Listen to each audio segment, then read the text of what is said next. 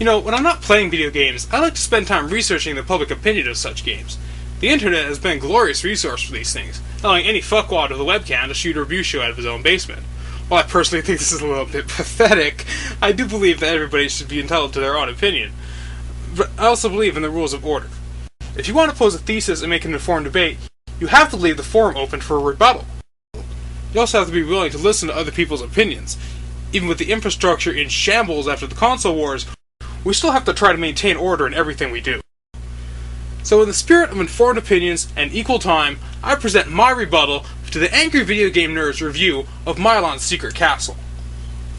For the uninformed, Milon's Secret Castle was released in November of 1986 for the Famicom and was met with moderate success. When it came overseas 2 years later, the box art posted over 750,000 copies sold in Japan. Hey, how bad could this be? After all, 750,000 Japanese can't be wrong.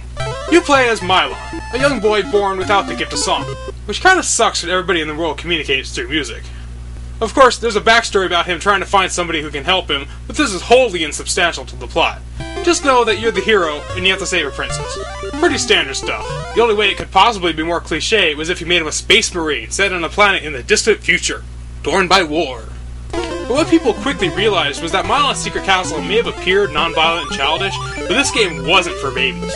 With bright, colorful graphics and happy music only hide the dark truth underneath. Milon is deceptively tough, and it's not afraid to show you that in the first 10 seconds.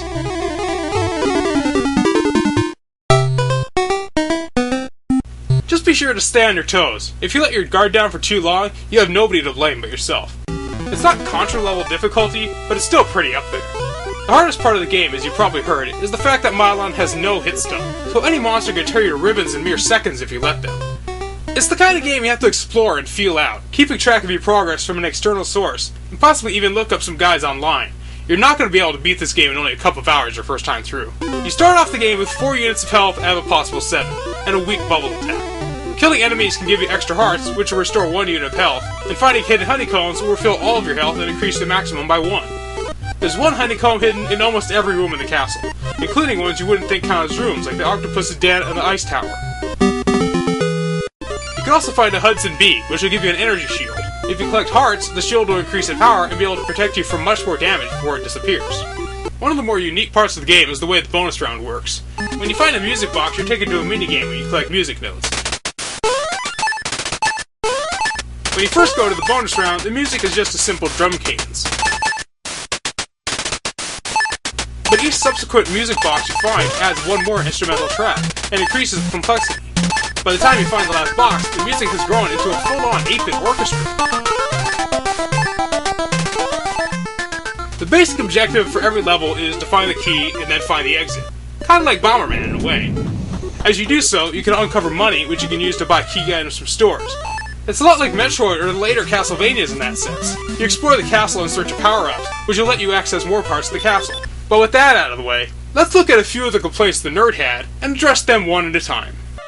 The first thing that bugs me is the weapon. Why bubbles? Why not a sword, or magic lightning bolts, or fireballs, or a gun, or undefined pixelized pieces of shit? Fucking anything but bubbles! What is this, game for little girls? Fuck you! What does it matter exactly what Milon's weapon is? It fucking murders demons! It could be a pink fairy wand that shoots out psychedelic hearts and plays the Care Bears theme when you use it for all I care. It doesn't change the fact that it causes demons to disintegrate! These are badass bubbles. It's not like this is Earthworm Jim. You don't have a problem with Mega Man X2, do you? They have a short range, and they always point up at an angle, making it hard to hit their mark, unless you hold the D-pad in a weird way. It's hard to explain. A weird way? You mean pressing down? Yeah, that's all you have to do. If you press just the attack button, you shoot upward. But if you hold down an attack, you shoot downward. Yeah, that's so hard to explain. As for the short range, what do you expect? You're just starting the game! Even Samus has to grab a long beam from Brinstar. In Milon's case, you collecting the crystal balls after killing demons lets the bubble shoot further. So, you use the key to go in the door, and after all that trouble, where does it lead you? Back out the same door you came in. So, the whole point of that first door is a complete waste of fucking time. No! You were able to find money, items, honeycombs, and energy shields, and you're going to need those last two to go up against the boss. Besides that, what the fuck do you expect? It's the damn level select screen. Once you beat the level, you leave. Hell, if you're gonna bitch about that, why not make an episode about Mega Man? Well, if the whole objective of that room is just finding your way back out, why couldn't the exit just be where I started to save all the trouble?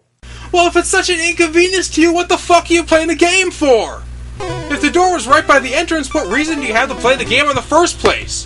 What if as soon as you started Metroid, you were dropped right into Turian with all your powers?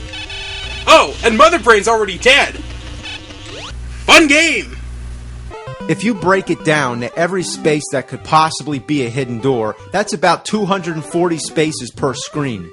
And if you count all the blocks that could be in need of moving, let's say 120.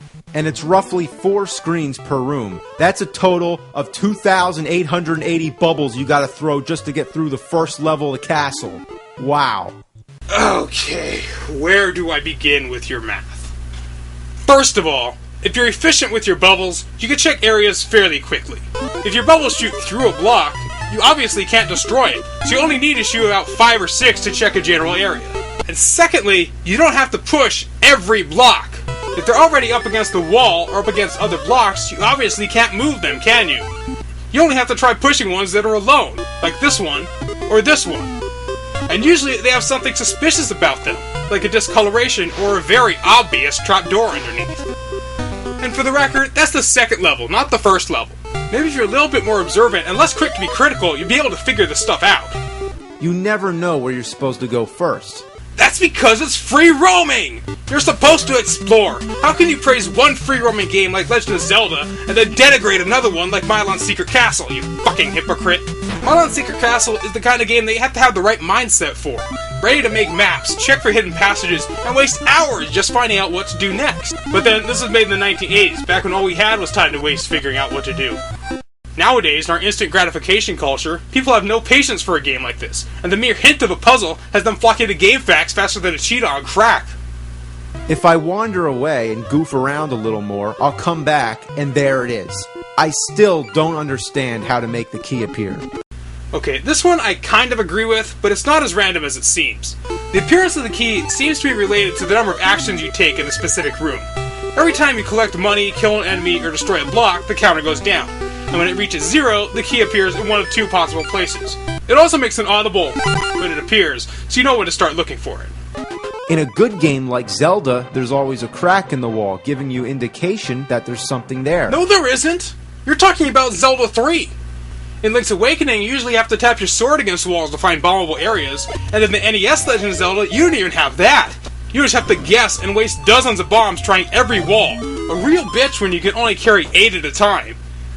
Hell, some of the caves are even hidden in the fucking ground!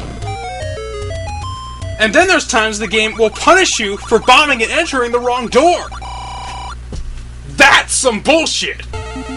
The secrets in this game are par for the course for a lot of NES games. A lot of the stuff you complain about is nothing different than the secret areas of Metroid. I guess the problem here is that since Metroid and Legend of Zelda were so popular, there were millions of people playing it and collectively decoding all the secrets. If you didn't know something, you could pick up a magazine or maybe just ask a friend. Milon's Secret Castle was considerably less popular, which meant you were more or less on your own when it came to figuring stuff out.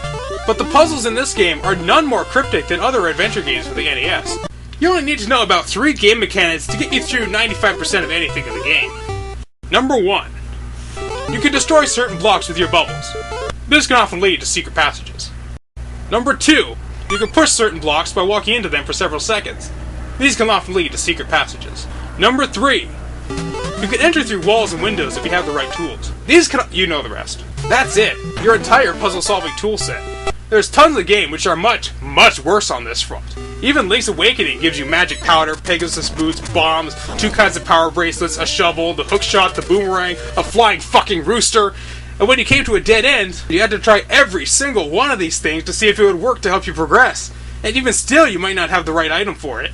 The whole game is based on secrets, but there's a difference between secret and just fucking impossible! Impossible? My mother can beat this game! In fact, it's one of the only NES games she still plays 20 years after its original release, as seen in this archival footage. See, the castle.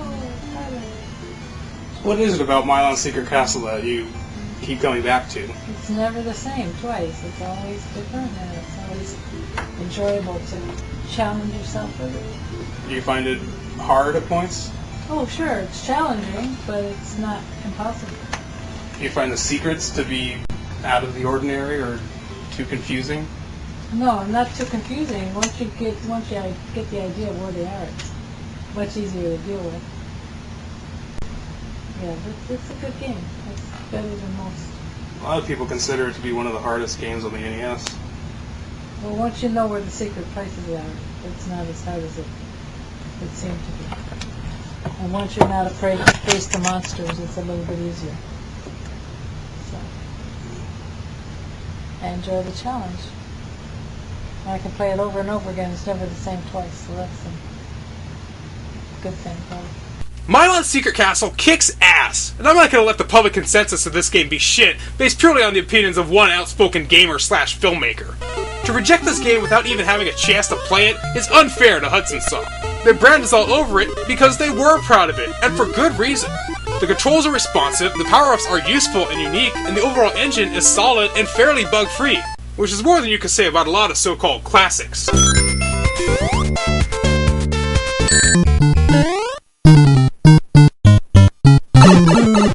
And there's enough of a challenge here to keep you coming back to it even after you've learned all the secrets. So if you could find a copy out there somewhere, in the ruins of an old game store, in a burnt-out apartment building, or maybe some Nintendo fanboy's sacred archives, give the game a try. Go in with an open mind, and maybe you'll be able to find something special.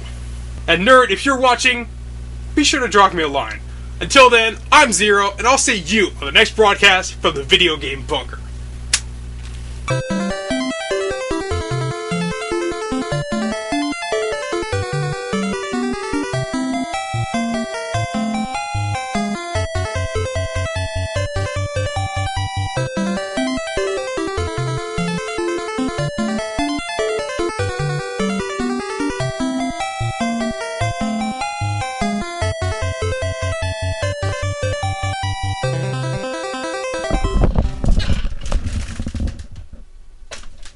Good afternoon, Maya. Welcome, sir.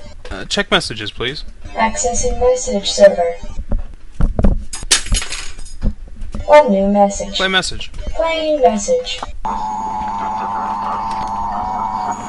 Zero, can you hear me? It's Kotaro. You have no idea how much trouble I'll be in if I'm tossing this message to you. The new feature strays the price on your head after the little Super Mario Bros. Stunt. 160,000 dead, 640,000 alive. Oh, God. Everybody's going to be gunning for you. You're going to have to lay low for a while. End transmission. Sir. Not now. Sir. What? My sensors indicate your audio is still broadcasting. What? Shit, fuck.